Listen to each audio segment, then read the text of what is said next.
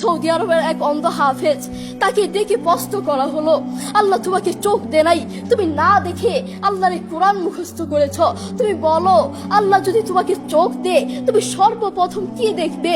অন্ধ হাফেজ বলল, আল্লাহ আমাকে চোখ দে নাই, আল্লাহ আমি চোখে দেখতে পারি না, আমাকে চোখে দেখার মতো সেই শক্তি আল্লাহ দে নাই। আমাকে যদি আল্লাহ চোখ ফিরিয়ে দে, আমি আল্লাহর কসম করে বলতে পারবো আমি আমার মাকে দেখবো না, আমার কলিজার টুকরো সন্তান আছে আমি সন্তানকে দেখবো না, আমার ভাই আছে, আমার বন্ধু আছে, আমার প্রিয় মানুষ আছে আমি তাদেরকে দেখবো না।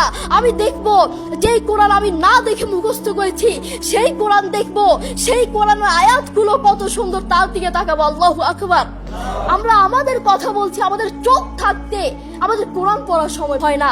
আপনি বলছেন আমি ব্যবসা করি সময় পাই না, কোরআন কোত্থেকে পড়বো? ব্যবসা করি কোরআন পড়ার সময় পাই না, আমি দোকান করি দোকানে অনেক কাজ থাকে, বিশ্বাস করুন আমি অনেক ব্যস্ত মানুষ, এজন্য কোরআন পড়ার টাইম পাই না, কোরআন পড়ার সময় পাই না। প্রিয় ভাই, আমি আপনাকে বলতে চাই আপনাকে সময় কে দিয়েছে? আপনাকে সময় কে দিয়েছে? যেই আল্লাহ আপনাকে সময় দিয়েছে সেই আল্লাহর জন্য আপনি কোরআন পড়তে পারেন না। আপনার চেনা ফলমান আসমানের নিচে জমিনের উপর আরেকটাও হতে পারে না। কথা বলেন ঠিক কিনা?